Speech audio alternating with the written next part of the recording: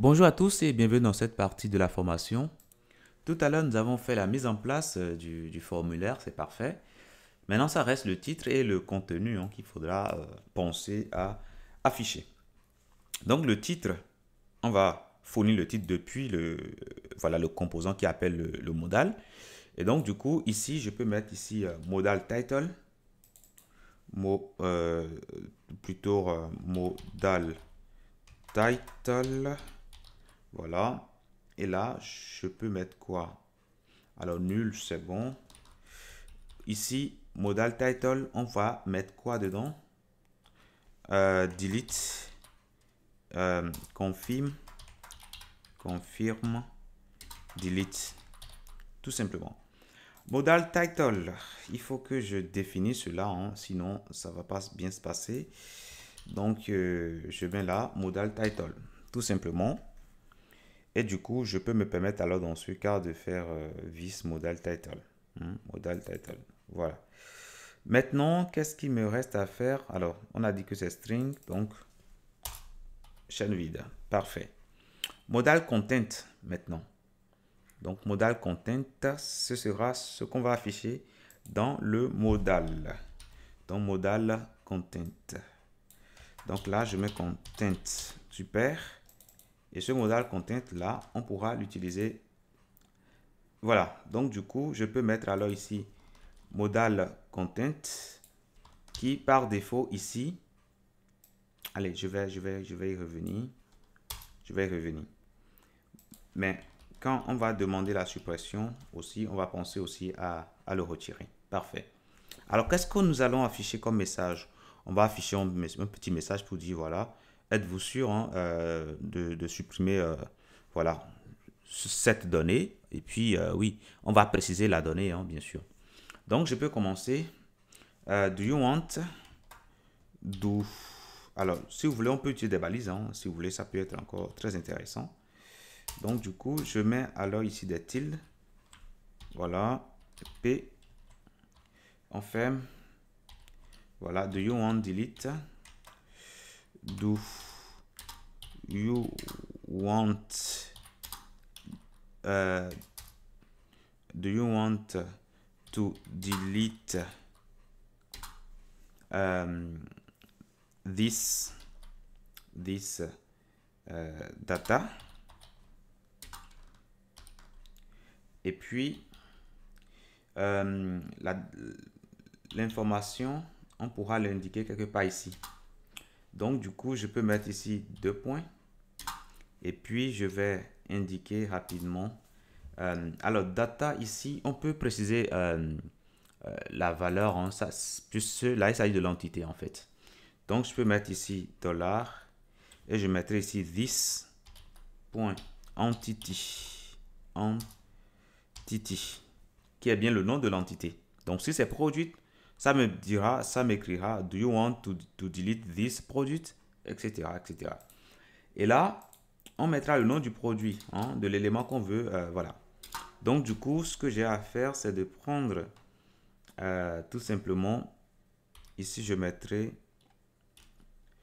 name. Le name n'est pas encore défini.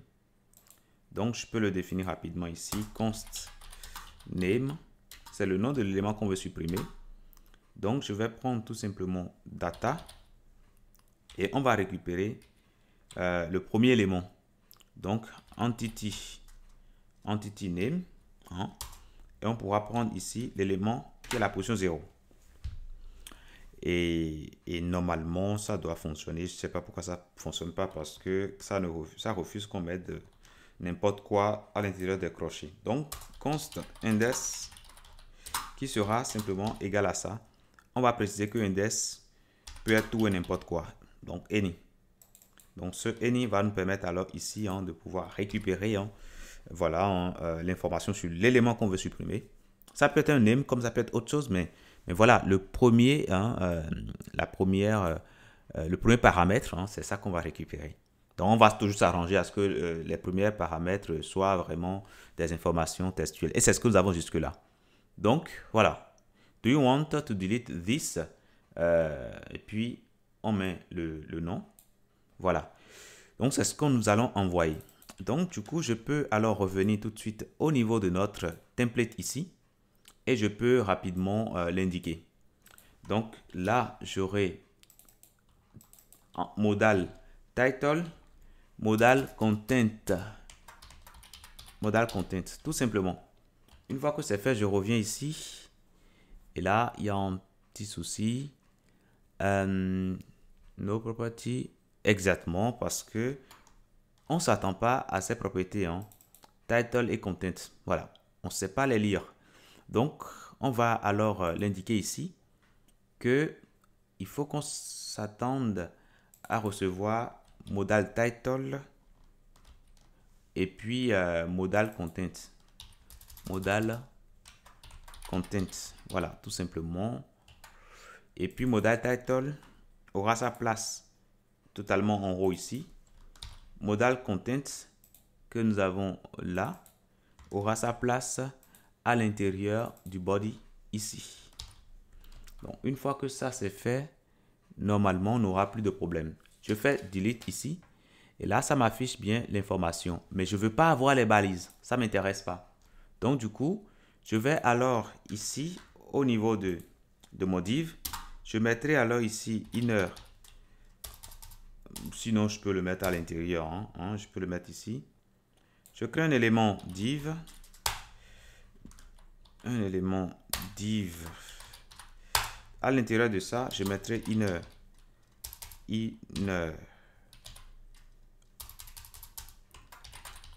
Inner HTML. Alors, inner HTML. Et puis, je peux lui donner ici, voilà, ça, le content. Alors, c'est plutôt comme ceci, hein, inner, I minuscule, hein, inner HTML, comme ça. Donc, je reviens ici, je clique ici, ça me met du want delete this product, voilà. Bikini, voilà, parfait. Mais l'idéal, je peux également le mettre dans un strong pour mettre un peu ça en valeur, pour que la personne puisse bien lire. Ça, c'est des choses que je peux faire, hein. Je ne suis pas du tout limité. Hein. Donc, du coup, là, je peux décider de mettre name dans un strong. Donc, je mets là, ici, strong. Voilà, tout simplement. Et je mettrai la fermeture tout juste là, tout simplement. Et là, normalement, le problème sera résolu. On revient ici. Et là, voilà. Vous voyez que là, voilà, c'est beaucoup mieux comme ça, je trouve. Hein. Voilà. Et là, c'est bien. Culotte unicolore croisée. Parfait. On clique ici et ça fait bien. Voilà, super. Maintenant, ce qu'il nous reste à faire maintenant, c'est le cas où on confirme. Hein. Quand on confirme, qu'est-ce qu'on va faire? Donc, je reviens tout de suite ici. Bon, lorsque la personne dit qu'il veut confirmer, nous, ce qui nous intéresse ici, déjà, on supprime tout ça, c'est parfait. Ce qui nous reste maintenant, c'est de supprimer réellement maintenant. Donc, je vais aller au niveau de Entity Service. Et là, je vais créer rapidement une requête vers le serveur pour supprimer. Donc, je peux mettre ici delete, delete. Et là, j'aurai simplement à faire quoi? Je retire ceci. Je retire le data. Et quand je retire le data, ici, la méthode, c'est plutôt delete. Voilà. Et on ne s'attend pas à recevoir de données. Mais c'est juste l'identifiant de l'élément qu'on veut supprimer qu'on nous fournit en paramètre. Parfait. Donc, du coup, je vais repartir au niveau de container ici. Là, on est sûr qu'on nous a dit qu'on veut supprimer.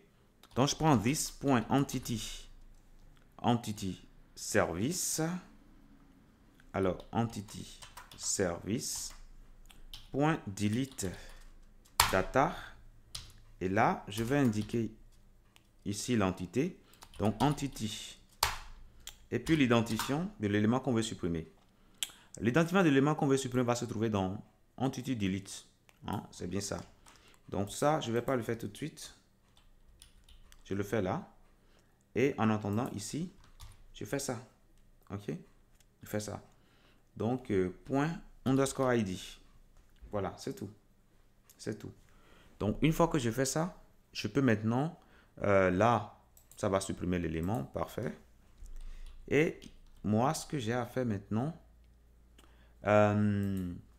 c'est tout simplement mettre à jour hein, les données qui sont affichées. En faisant ceci, ça va... Alors, je peux faire un subscribe. Et là, nest value.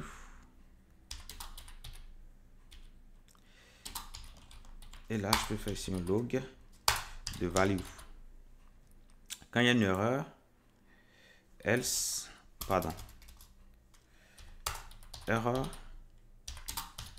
là, je pourrais simplement afficher mon erreur. Log error. Tout simplement. Donc, voilà comment nous allons procéder. Maintenant, pensez aussi aux notifications qu'on a déjà mis en place. Hein. Donc, quand il y a une erreur, on peut générer une notification. Donc, voilà. Donc, pour l'instant, je reviens ici. Je vais actualiser. Hein. J'actualise tout ça. Et je vais totalement à la fin. Puisque c'est à la fin que j'ai ajouté de nouvelles données. Je fais delete, confirme. Là, qu'est-ce qui se passe? Allez, delete, confirme. Là, le delete ne se passe pas correctement. Alors, un instant, s'il vous plaît. Alors, on peut reprendre ici. Donc, je fais ça. Et là, tout se passe correctement. Alors, tout à c'est parce que ça a déjà été supprimé. Hein, mais comme on n'a pas fait la mise à jour, hein, donc on refait une deuxième fois. Et là, nous avons une erreur. Ouais, parce que oui, finalement, on ne retrouve pas le produit puisque ce produit n'existe plus. Donc, ce qu'on va faire pour éviter hein, ces erreurs-là, c'est dès qu'on lance la suppression, par la suite, on va également penser à relancer hein, le rafraîchissement des données. Donc, on va alors exécuter this get data by page tout simplement. Et ça, nous allons le faire après l'action de suppression. Hein. On va le faire tout juste là. Voilà. Et on sait que ceci, hein, ça regarde s'il y a un query ou pas. Et après, ben, ça utilise hein, les propriétés de classe, hein, page name, page limite. Parfait. Donc, on reprend alors cela tout de suite. Donc, je viens sur la dernière page ici. Je fais delete ici. Confirme. Et là, alors c'est plutôt quand tout se passe correctement hein, qu'il faudra le faire. Hein. Ok, c'est quand on finit de... On est dans la situation de succès. Là, on le fait. Là, ce sera mieux comme ça. Je viens sur la dernière page. Delete. Et là, c'est bon. La suppression se passe correctement. Et on voit que l'interface se met à jour aussitôt. Voilà. On va ajouter un produit. Test. Product. Voilà. Et puis, on fait un save. Donc là, c'est bon. Au niveau de produit, bon, voilà. On a le produit ici. Delete. Confirme. Et là, c'est bon, c'est supprimé. Hein, et on a les éléments qui se mettent à jour correctement. Donc là, c'est bon. Maintenant, on peut revenir ici. Au niveau de client, ici, j'avais ajouté d'autres clients. Pardon, au niveau de order, j'avais ajouté d'autres commandes. Voilà. Donc, je peux les supprimer, hein, tout simplement, jusqu'au dernier. Et là, on va voir ce qui va se passer. Voilà. Donc là, il n'y a plus de données. Contact. Parfait. Donc là, la suppression se passe correctement. C'est déjà très bien. C'est bonne nouvelle. Sauf que là, on ne peut que supprimer une information à la fois. Ce qui veut dire que si on a 1000 informations à faire, ça dit vraiment on va passer une journée pour supprimer. Donc du coup, dans la prochaine partie, nous allons voir comment supprimer en lot. C'est-à-dire comment faire des actions groupées. Je vous dis merci et à tout de suite.